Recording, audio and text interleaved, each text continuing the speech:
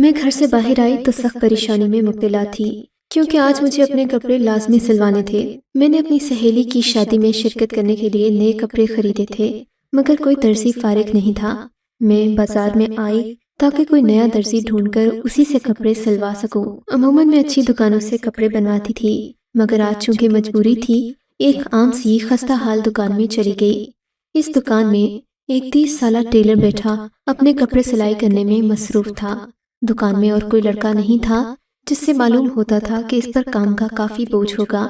مجھے امید تو کوئی نہیں تھی، مگر بات کرنے میں حرج کیا ہے، یہی سوچ کر میں نے اسے سلام کیا۔ اس نے سلام کا جواب دیا اور مجھے یوں دیکھنے لگا جیسے میں نے اس کی دکان میں آ کر کوئی غلطی کی ہو۔ بھائی صاحب، کیا ایک دن میں میرے کپڑے سل جائیں گے؟ میں نے کپڑوں والا شاپر اس کے کاؤنٹر پر رکھتے ہوئے کہا۔ جی مسئلہ نہیں، آپ کل صبح آ کر لے جائیے گا، اس نے اطمینان سے جواب دیا۔ اچھا، واقعی؟ میں خوش ہو گئی۔ میں آپ کو زیادہ سلائی دے دوں گی۔ میں اس کی ممنون ہو رہی تھی۔ نہیں، اس کی کوئی ضرورت نہیں، آئیے میں آپ کا ناپ لے لوں، بس آپ کے لیے کپڑے کل سل جائیں گے۔ میں اس کی بات پر چونک گئی۔ میں نے تو کبھی کسی مرد درزی کو اپنا ناپ نہیں دیا تھا، میں بھلا اسے کیسے ناپ دے سکتی تھی؟ میں نے کہا میں ناپ تو نہیں دے سکتی، میرے ناپ والے کپڑے ہیں، میں درزی کے ساتھ گھر واپس جاتی ہوں، 1 گھنٹے میں تمہیں لا کر وہ کپڑے دے دوں گی، تم انہی ناپ کے کپڑوں پر میرا نیا جوڑا بنانا۔ اس نے کہا ٹھیک ہے۔ میں گاڑی میں بیٹھی اور گھر آ گئی، فٹافٹ اپنے کپڑے ڈھونڈے اور اسی طرح واپس جا کر درزی کو دے آئی۔ درزی میرے کپڑے لے کر خوش ہو گیا، بولا بس اب صحیح ناپ مل گیا ہے، میں جلد ہی آپ کے کپڑے تیار کر دوں گا، آپ صبح 10 بجے آ کر لے جائیے گا۔ اس کی بات پر میں خوشی خوشی گھر آ گئی۔ رات بھر میں اپنی دوستوں سے بات کرتی رہی۔ صبح مجھے ویسے بھی لیٹ اٹھنا تھا، 12 بجے میری آنکھ کھلی۔ شادی تقریباً 4-5 بجے شروع ہونا تھی۔ میں نے ہاتھ منہ دھو کر ڈرائیور کی دکان کا رخ کیا۔ دکان پر پہنچی تو یہ جان کر میری حیرت کی انتہا نہ رہی کہ درزی نے انتہائی خوبصورت کپڑے سلائی کر رکھے تھے، ان میں کسی قسم کی کوئی کمی باقی نہیں تھی، بلکہ اس نے تو اور بھی سجاوٹ کر رکھی تھی، جس سے میرے کپڑے کی خوبصورتی دگنی ہو گئی۔ میں نے اسے سادہ سلائی دی اور خوشی خوشی کپڑے لے کر گھر آ گئی۔ اپنی سہیلی کی شادی میں نے شرکت کی، یہ کپڑے پہنے تو سبھی نے تعریف کی، مجھے بہت خوشی ہوئی۔ دل میں سوچ لیا کہ آئندہ سبھی کپڑے اسی درزی سے بنواؤں گی۔ اگلے دن میں شاپنگ کر کے مال سے نکلی تو مجھے یاد آیا میرے ناپ والے کپڑے تو اسی درزی کے پاس رہ گئے۔ میں اس کی دکان میں گئی، اس سے کہا کہ آپ نے کپڑے تو بہت اچھے سلائی کیے، مگر میرے ناپ والے کپڑے اپنے پاس رکھ لیے، آپ مجھے وہ واپس کر دیں۔ وہ ادھر ادھر ڈھونڈنے لگا، ساری دکان ڈھونڈ لی، مگر اسے کہیں کپڑے نہ ملے۔ بولا لگتا ہے کہ میں آپ کے کپڑے گھر لے گیا ہوں، ایسا کیجیے گا کہ آپ پھر کسی دن آ جائیے گا، میں آپ کو وہ کپڑے واپس کر دوں گا۔ اس نے اس انداز میں معذرت کی کہ میں کچھ بول نہیں سکی۔ اب میں اسے دیکھتی تو لگتا جیسے وہ مجھ سے نظریں چراتا ہے۔ اس کی یہ بات میرے دل کو اچھی لگتی، مجھے نہ جانے کیوں اب وہ اچھا لگنے لگا تھا۔ اس دن میں گھر آئی، امی نے پوچھا کہاں گئی تھیں، میں نے انہیں درزی والی بات بتا دی۔ کہتے ہیں انسان کو جب کوئی اچھا لگتا ہے تو وہ بار بار اسی کا ذکر کرتا ہے۔ میری بات سن کر امی کو بھی معلوم ہو گیا کہ میرے ناپ والے کپڑے درزی کے پاس رہ گئے ہیں۔ میں تو اس بات کو بھول جاتی، پر اماں نے مجھے کہا بیٹی، عورتوں کے کپڑے یوں کسی کے پاس رہیں یہ اچھی بات نہیں، کسی کو بھیج کر اپنے ناپ والے کپڑے لازمی منگوا لینا۔ اماں کی بات پر عمل کرنے کی بجائے میں خود ہی اس کی دکان پر پہنچ گئی، حالانکہ میں ڈرائیور کو بھی بھیج سکتی تھی۔ خدا جانے کہ اس میں کیا کشش تھی کہ میں اس کی دکان کی طرف کھنچی چلی جاتی۔ مجھے تو یہ بھی یاد نہیں رہا کہ میں ایک امیر گھرانے کی اکلوتی بیٹی ہوں اور ایک معمولی سے درزی کے آگے پیچھے گھوم رہی ہوں۔ خیر میں اس کی دکان میں داخل ہوئی۔ آج ایک عجیب سی فضا اس دکان میں قائم تھی۔ ایک بوڑھا آدمی اس کے ساتھ بیٹھا ہوا تھا۔ جیسے ہی میں دکان میں داخل ہوئی، بوڑھے آدمی نے مجھے غور سے دیکھا، جیسے وہ مجھے کئی سالوں سے جانتا ہو۔ میں اسے پہچان نہیں سکی، نہ ہی میں اسے جانتی تھی، مگر اس کی آنکھوں میں شناسائی سی تھی۔ خیر بوڑھے کو نظر انداز کر کے میں نے درزی کو سلام کیا۔ وسیم نے جواب دیا اور میں اتنی حسین ہوں، اسے مجھے دیکھنے کی کیا ذرا بھی تمنا نہیں؟ میں نے دل میں سوچا اور اس سے باتیں کرنے لگی۔ تب اس نے بڑی معذرت کے ساتھ مجھے بتایا کہ میری قمیض جو کہ ناپ کے ساتھ تھی وہ گم ہو گئی ہے، البتہ میں پجامہ وغیرہ لے جا سکتی ہوں۔ اس نے ایک شاپر میں بند کپڑے میری طرف بڑھائے۔ کپڑے لے کر میں دکان سے باہر آ گئی۔ مجھے عجیب سی گھٹن محسوس ہو رہی تھی۔ گھر آ کر میں نے وہ کپڑے سائڈ پر رکھ دیے अम्मा से बातें करते करते रात हो गई, पता ही नहीं चला कब हम सो गए। सुबह सुबह शाजिया मेरे कमरे में आई। वो हर इतवार को हमारे कपड़े धोती थी। मैंने उसे वो शॉपर पकड़ाया। उसने पजामा निकाल कर देखा तो बोली, बाजी, इसमें तो इतने बड़े बड़े सुराख हो गए हैं, ये मैं धोकर क्या करूंगी। उसकी बात पर मैंने पजामा देखा तो उसमें वाकई जगह जगह सुराख थे, और सुराख भी ऐसे जैसे खुद कैंची से काटे गए हों, बल्कि उनमें बराबर, मतलब ये कि ये किसी जानवर या चूहे के काटने के नहीं, बल्कि किसी ने सोच समझकर काटे थे। मुझे बहुत हैरत हुई, इतना माहिर दर्जी इतनी बड़ी गलती कैसे कर सकता है। खैर, अब तो मुझे दुकान पर जाने का एक और बहाना मिल गया था। उस दिन मैंने सोचा कि मैं जाकर दर्जी से इस बारे में पूछूं, मगर फिर सोचा यूं तो उसे भी मालूम हो जाएगा कि मैं उससे मिलने के बहाने ढूंढती हूँ। ऐसा करती हूँ कि कोई नया जोड़ा खरीदती हूँ, फिर वो सिलवाने उसकी दुकान पर जाऊंगी। इसी बहाने उसे भी देख आऊंगी कि आखिर वो मुझे देखता क्यों नहीं। मैंने इसी वजह से दुकान से जाकर नए जोड़े लिए और बनवाने की गर्ज से दर्जी की दुकान में चली गई। वसीम आज भी उसी तरह नजरें झुकाए बैठा था। मैंने काउंटर पर कपड़े रखे, उसने बिना मुझे देखे कपड़े साइड पर रख दिए। मैंने कहा, तुम क्यों मेरे कपड़े सिलाई नहीं कर सकते? इसके लिए तुम्हें मैं कुछ बताना चाहती हूँ। उसने कहा, इसके लिए तुम्हें मैं कुछ बताना चाहती हूँ। उसने कहा, आप मुझे बताएं, मैं सुन रहा हूँ। मैं चाहती थी कि वो मुझे देखकर बात करे, मगर वो यूं नजरें झुकाए खड़ा था जैसे वो मेरे दिल से इज्जत करता हो। उसके इस रवैये पर मुझे हैरत भी हुई और दिलचस्पी भी। रफ्ता रफ्ता वसीम के लिए मेरी पसंदीदगी बढ़ती गई। अब मैं अक्सर उसकी दुकान के चक्कर लगाने लगी। हालांकि मेरा सूट 5 दिन के बाद तैयार होना था, मगर मैं 2 दिन बाद ही आ गई। वसीम को भी शायद अंदाजा हो गया था कि अब मैं उसे पसंद करने लगी हूँ। मैंने अपने माँ बाप को उसके बारे में कुछ भी नहीं बताया था, मगर सच तो ये है कि मैं उसे जीवन साथी के रूप में देखना चाहती थी। घर में किसी को बताने की बजाय मैंने सबसे पहले अपनी सहेली कायरा को बताया। कायरा मेरी बहुत अच्छी दोस्त थी। मेरी बात पर वो भी बहुत खुश हुई। कहने लगी, ये तो बड़ी अलग कहानी लगती है, लेकिन पहले मैं उस टेलर से मिली। मैं खुशी खुशी उसे वसीम से मिलवाने उसकी दुकान पर ले गई। उसे देखते ही कायरा का दिमाग घूम गया। वापस गाड़ी में आकर बैठ गई। मुझे अच्छी खासी सुना दी। बोली, ये तो ना अकल का न शक्ल का। मैं तो समझी थी कि बड़ा खूबरू है, मगर इसका न कद न काठ न सेहत है। तुम्हें इसमें आखिर ऐसा नजर क्या आ गया? बस इसलिए कि ये नजरें झुकाए रहता है? क्या तुम इस बात पर किसी से भी शादी कर लोगी? कायरा की बातें मुझे बहुत बुरी लगी। मैंने उससे कहा तो कुछ नहीं, मगर उसने मेरी मोहब्बत को यूं धुतकारा तो मुझे अच्छा नहीं लगा।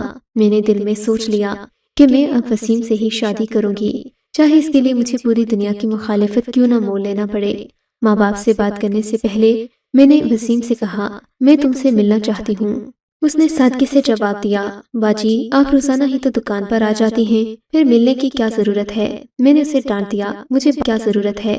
मैंने उसे डांट दिया, मुझे बाजी मत कहो। और दूसरी बात ये कि मैं इस दुकान में नहीं, तुमसे बाहर मिलना चाहती हूँ। खैर, मुख्तसरन ये कि वो एक होटल में मुझसे मिलने पर राजी हो गया। शाम को मुकर्ररा वक्त पर हम दोनों पहुंच गए। वसीम बहुत खूबसूरत लग रहा था। मैं उसके साथ टेबल पर बैठी थी। हर कोई हमें गौर से देख रहा था। ऐसा लगता था जैसे लोग हमारी जोड़ी में बहुत दिलचस्पी रखते हों। मैं भी वसीम को देख देख कर सदके वारी जाती, और वो इस माहौल में आकर काफी हैरान और खुश हो रहा था। खाने का बिल मैंने अदा किया। खाना खाने के बाद मैंने वसीम से कहा, मैं तुमसे शादी करना चाहती हूँ। मेरे दिल में और कोई बात नहीं सिवाय इसके कि मैं तुमसे बेपनाह मोहब्बत करने लगी हूँ। मेरी बात सुनकर वसीम की बातें खिल गईं। उसे तो मेरी बात पर यकीन नहीं आया। बोला, कहीं मैं कोई ख्वाब तो नहीं देख रहा। मैंने चुटकी काटी, हकीकत में एक हसीन लड़की के मियाँ बनने वाले हो। इस बात पर वो भी हंसने लगा।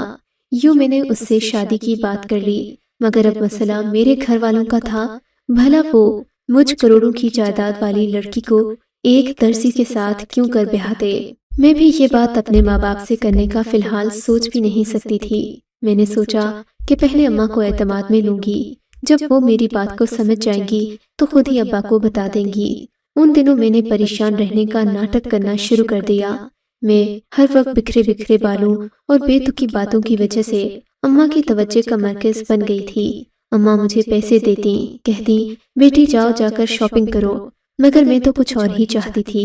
एक दिन अम्मा ने अपनी गोद में मेरा सर रखकर पूछा, बताओ बेटी, तुम क्यों परेशान हो? लगता है तुम्हें कोई अंदरूनी परेशानी है। तब मैंने अम्मा के सामने अपना दिल खोलकर रख दिया और कहा, अम्मा, मैं आप लोगों से इस वसीम से शादी की बात नहीं कर सकती। मैं जानती हूँ आप लोग मना कर देंगे, यूं ही घुट घुट कर मर जाऊंगी, मगर आपसे कुछ न कहूंगी। मेरी बात पर अम्मा का दिल पिघल गया। बोली, हमारा सब कुछ तेरा ही तो है, अगर तुझे कोई पसंद है तो हम तेरी शादी उसी के साथ करेंगे और फिर उसे कारोबार सेट कर देंगे ताकि वो भी अपनी जिंदगी में हमारे मयार के मुताबिक जी सके। अम्मा की बातें सुनकर मैं तो खिल उठी। मैंने फौरन जाकर वसीम को इत्तला कर दी कि अम्मा अब्बा इस शादी पर मान गए हैं। मगर शाम को जब अब्बा आए तो अम्मा ने उनसे इस सिलसिले में बात की। अब्बा ये बात सुनते ही जैसे गुस्से से भड़क उठे। उनका ये रूप मैंने इससे पहले कभी नहीं देखा था, शायद खुद अम्मी ने भी नहीं देखा था। वो इस कदर परेशान हुई कि मैं देखती ही रह गई। अब्बा का चेहरा गुस्से से, तुम अपनी जिंदगी का इतना बड़ा फैसला अपने बाप से पूछे बगैर कर दो। अब्बा मुझे डांटने लगे, हालांकि मैं उनकी इकलौती बेटी थी। अब्बा का गुस्सा देखकर मैं रोने लगी। समझ नहीं आता था कि मैं क्या करूं, कहाँ जाऊं। ये बात इतनी जल्दी अब्बा को बता दी कि इन्होंने मेरा रिश्ता तलाश करना शुरू कर दिया। बोले, तुमने मेरी आज़ादी का गलत फायदा उठाया है। मैंने तुम्हें इसलिए ये आज़ादी नहीं दी कि तुम एक मामूली दर्जी के साथ शादी करने की जिद करो। लड़की कोरे कागज की तरह होती है, एक बार तुम्हारी शादी इस भिखारी से हो गई, उसके बाद कोई तुम्हें मुंह लगाना पसंद नहीं करेगा। फिर मेरी दौलत भी किसी काम न आएगी, तुम्हें अच्छा शौहर जिंदगी भर न मिलेगा। तुम्हारा ये फैसला तुम्हारी जिंदगी को तारीक कर देगा और मैं ऐसा नहीं करने दूंगा। अब्बा की बातें सुनकर मैं मायूस हो गई। मैं वसीम से गहरी मोहब्बत करने लगी थी। मैं उसे किसी सूरत में खोना नहीं चाहती थी। मैंने अब्बा की मिन्नतें शुरू कर दी, मगर अब्बा पर मेरी किसी बात का असर नहीं हुआ। इन्होंने साफ कह दिया कि तुम्हारी शादी वाजिद अंकल के बेटे नासिर के साथ होगी और तकरीबन 6 महीने के बाद तुम्हारी रुखसती होगी। अब्बा ने अभी तक मेरा रिश्ता शायद वाजिद अंकल से कहकर पक्का भी कर दिया था। बस बड़ों के दरमियान बात हो गई थी, रस्में बाकी थीं। इस बात से जब मैं आगाह हुई तो मेरे तो जैसे रूह पर कांटे पड़ने लगे। मैंने सोच लिया कि मैं अब वसीम को हासिल करके रहूंगी। अपने अब्बा की बात मरकर भी न मानूंगी। हमने तो जीने मरने की कस्में साथ खाई थीं, अब मैं उसे कैसे छोड़ सकती थी। तब मैंने एक दिन अपने माँ बाप के नाम एक खत लिखा और घर से निकल गई। मैंने घर से मुख्तसर सामान उठाया और कुछ रकम के साथ अपने घर से निकली। ये तकरीबन शाम के 6 बजे थे। मेरा ख्याल था कि अम्मा अब्बा मुझे इतनी जल्दी नहीं ढूंढेंगे। वैसे भी मैं रात के 11-12 बजे तक घर से बाहर रहती। अम्मा अब्बा मुझसे कभी कोई सवाल नहीं करते थे। उस दिन तो महज 6 बजे थे। 6 बजे के करीब जब मैं वसीम की दुकान के पास पहुंची तो वहां लोगों का हुजूम देखा। ये देखकर मैं डर गई। खुदा न खास्ता मेरे वसीम को कुछ हो न गया हो, कपड़े सिलाई करते हाथ न कट गया हो। मेरे दिल में तरह तरह के सवाल आने लगे। मगर फिर जब देखा तो लोग वसीम को घसीटते हुए ले जा रहे थे। ये कोई आम लोग नहीं थे, बल्कि वर्दी में मलबूस पुलिस वाले थे। इन लोगों ने वसीम को घसीटकर पुलिस मोबाइल में बिठाया और थाने ले गए। मैं चीखती चिल्लाती रह गई, मगर किसी ने मेरी एक न सुनी। मैं समझ गई कि ये सब मेरे बाबा का किया धरा है। वो भला कब चाहते थे कि मैं वसीम की हो जाऊं, इसीलिए झूठे इल्जाम में इन्होंने वसीम को पुलिस के हवाले कर दिया होगा। मगर मैं भी अपनी धुन की पकड़ ने गाड़ी करवाई और फौरन थाने पहुंच गई। मैं जानती थी कि वसीम का कोई कसूर नहीं है। अगर एक मामूली वकील भी इस केस को देखता तो वसीम की जमानत हो जाती। मैं थाने पहुंची। मैंने वसीम से मिलने की ख्वाहिश का इजहार किया तो पुलिस वालों ने मुझे अजीब नजरों से देखा। फिर मुझे उससे मिलने की इजाजत दे दी। वो मेरे बारे में न जाने क्या क्या बातें कर रहे थे। उनकी हंसी सब कुछ बता रही थी। मैं वसीम से मिलने पहुंची तो वो वाकई परेशान लग रहा था। मेरे सामने हाथ जोड़कर रोने लगा। बोला, तुम मेरी इस गलती की वजह से मुझे छोड़ मत देना। खुदा जाने मैंने किया क्या है, ये तो मुझे भी नहीं मालूम। किसी दुकानदार ने मुझ पर चोरी का इल्जाम लगाया है। मैंने तो आज तक चोरी नहीं की। अब तुम ही बताओ, मैं किसी का क्या चोरी करूंगा, मेरी तो अपनी दुकान है। मैंने वसीम को तसल्ली दी। वसीम, तुम फिक्र न करो, ये सब मेरे अब्बा की वजह से हुआ है। मैंने कहा मैं तुम्हें जल्द यहाँ से रिहाई दिलवा दूंगी। मैंने वसीम से ढेर सारी बातें की। जब वो मुतमईन हो गया, मुझे भी उम्मीद हो गई, तो मैं वहाँ से निकल आई। आते हुए मेरी नज़र एक लेडी कांस्टेबल पर पड़ी जो मुझे गहरी नजरों से देख रही थी। मुझे लगा वो मुझ में दिलचस्पी रखती है, तभी उसके करीब चली गई اس سے وسیم کا خیال رکھنے کا کہا۔ تب میری بات پر وہ ہنسنے لگی۔ بی بی تم پاگل ہو گئی ہو کیا؟ میری بات پر اس عورت نے ہنستے ہوئے کہا، کیوں، اس میں پاگل والی کیا بات ہے؟ میں اس لڑکے کو پسند کرتی ہوں، ہماری شادی ہونے والی ہے، اور تم کہتی ہو کہ میں پاگل ہوں، اس کا خیال بھی نہ رکھوں؟ ہاں صحیح ہی تو کہہ رہی ہوں، لیڈی کانسٹیبل نے کہا۔ تم خیال نہیں رکھو گی تو کیا؟ اس کے پیچھے تو 10 امیر ساتھیاں تم جیسی اور پاگل ہیں، یہ تو سبھی کو الو بنا رہا ہے، اور تم لوگ اپنے ماں باپ کی دولت اس پر لٹاتی رہتی ہو۔ اس کی بات دماغ گھوم گیا۔ یہ تم کیسی باتیں کر رہی ہو؟ میں نے غصے سے کہا۔ اگر یقین نہیں تو کسی سے بھی پوچھ لو، تمہارا یہ لڑکا جو ہیرو بنا پھرتا ہے، یہ لڑکیوں پر جادو کرواتا ہے اور پھر انہیں اپنے دام میں پھانس کر ان کی دولت لوٹتا ہے۔ اس کے ساتھ ایک ڈھونگی پیر بھی ہوتا ہے، اس کو بھی ہم کئی بار جیل میں بند کر چکے ہیں، مگر پھر کوئی نہ کوئی اسے چھڑا کر لے جاتا ہے۔ ہمارے پاس ایسا کوئی قانون نہیں کہ ایسے ناصب بازوں کو پکی سزا دے سکیں، کیونکہ کوئی نہ کوئی ان کی ضمانت کروا جاتا ہے۔ مگر تم خدا کے لیے ہوش کے ناخن لو، کیوں اس نکمے لڑکے کے پیچھے پڑی ہو؟